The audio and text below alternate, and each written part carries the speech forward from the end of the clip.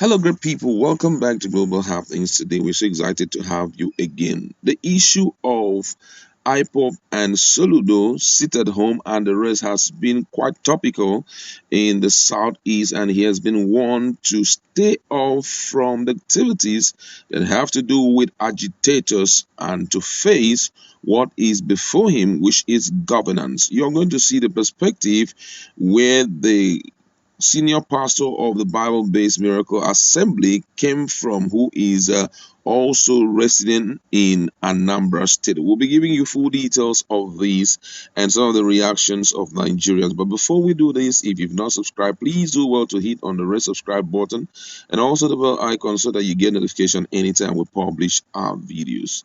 Now, according to the news, the senior pastor of the Bible-based Miracle Assembly in Anambra State, Reverend Dr. Jeremiah Nwachukwu Ugochukwu, has called on Governor Charles Soludo not to allow certain issues to distract him from realizing the expectations of Anambra people.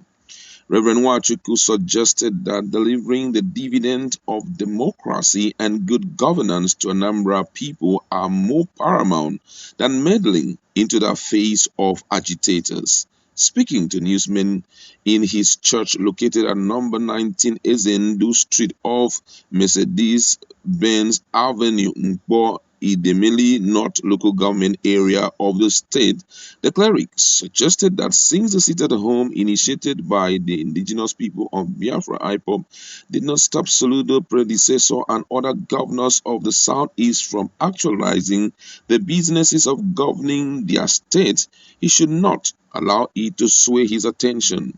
Soludo should not allow trifling issues to sway his attention from the business of governance. There are many issues yearning for attention. Much is expected of Soludo from the people that elected him into office. He cannot afford to disappoint their expectation. Also, the governor should shun sycophants and not allow them to distract him. He should learn from mistakes of those that allow false people to lurk around them. The governor should listen to constructive criticism and those that have good intentions. He should talk less and act more. That is how he will succeed. While commending Governor Soludo for his vision to keep Onitsha and its environs clean, especially the market, the cleric also called on the citizens not to sabotage the exercise, saying that it is a step towards a healthier state. He also called on Soludo to avoid wasteful spending but to channel the state resources to areas they are most needed. On the 2023 presidential election, the cleric said that the Southeast will hardly get presidency when political leaders from the zones are not united. According to him, he said, I am not among those talking about Igbo Presidency in 2023 because I believe the region is not ready politically to produce president. One Igbo political elite is concentrated in the PDP. They make little percentage in the ruling All Progressive Congress. With a scenario like this, it would be hard for APC to give its presidential ticket to the Southeast, except the party is planning to fail and has decided to lift the presidency to a PDP. The Southeast are more inclined towards PDP, but even if the PDP give its presidency to the Southeast, it will be difficult to win the APC, which is more dominant in the Southwest, and APC is likely to move in that direction.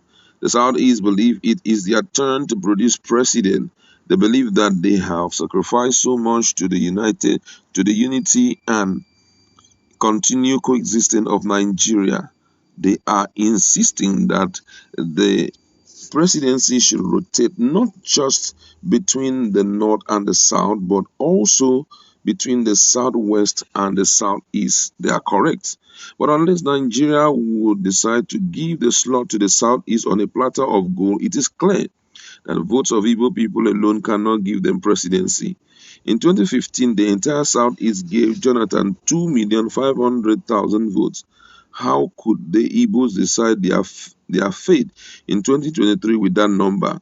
Again, how could people who are undecided on whether they want presidency, Biafra or referendum, achieve presidency? Most political leaders in the Southeast are driven by selfish tendencies, and this has affected the people over the years. Will a president of Igbo extraction be realized when the people are not united and cannot speak with one voice? So much word there. And this man is actually speaking the minds of the people, because most people believe that he should not, talking about the number state governor, should not meddle into the phase of IPOP and also agitating group, especially the issue of sit at home.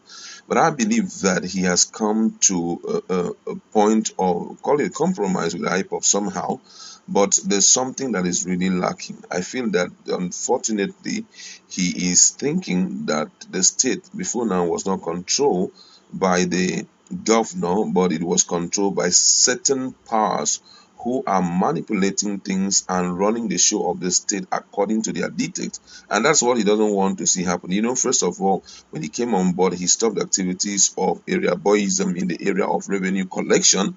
And then looking at the fact that Anambra State, their revenue generation has been reduced drastically, and it is because of what they have lose in terms of funds on Mondays. I think that's why he now gave so much interest in seeing how he can reduce the tempo of the sit at home and the effect it poses on the people and their business. But unfortunately, what he's seeing is not positive in the area of how people are responding to it. But I feel that the step he's taking is in the right direction, because the truth is, if there is insecurity in any state or any region, call it a nation, there is no way investors will be interested in doing business there.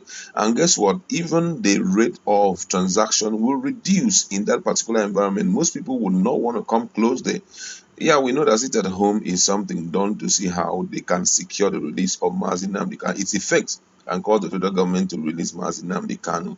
But right now, if you look at it critically, you realize that even the IPOP leadership are no more interested in it, because there's an underground political workings to ensure that he is being released. They are now saying everybody should, calm down, reduce the tension, and all of that. But some persons claiming to fully be in love with Mazi Nnamdi Kanu are the ones who are carrying this thing on their head, and they are using that time also to showcase their criminal capacity by ensuring that in the process of this sit at home, they are extorting money from people, they are causing mayhem, stealing people's car, and all of that, which I feel that this guy is in the know about this, and that's why he's acting the way he's acting. So for me, I just feel that it's a right move for him, right move in the right direction. And also some of the things that the cleric has said about the issue of Igbo presidency, it's absolutely true. Unity is the only thing that can determine whether Ndi Igbos will have presidency or not. Like he rightly said, Ndi Igbos, in terms of political analysis, are divided into three when we are talking about pursuing any political goal right now, especially presidency. They are divided into three places. We have those who are seeking for presidency. We have a reasonable number who are only looking for Biafra. And then another set of people who are, so much interested in referendum.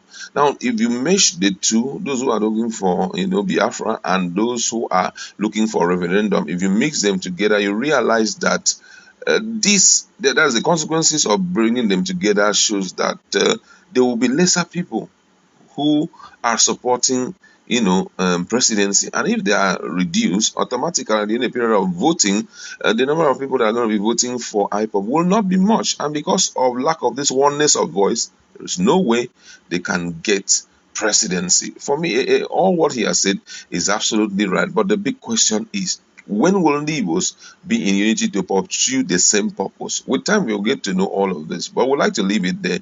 Go to our comment section. Do you think that Anambra State Governor Charles Soludo is meddling too much in the face of agitator and leaving the main work he's supposed to do, which is governance? Let's interact.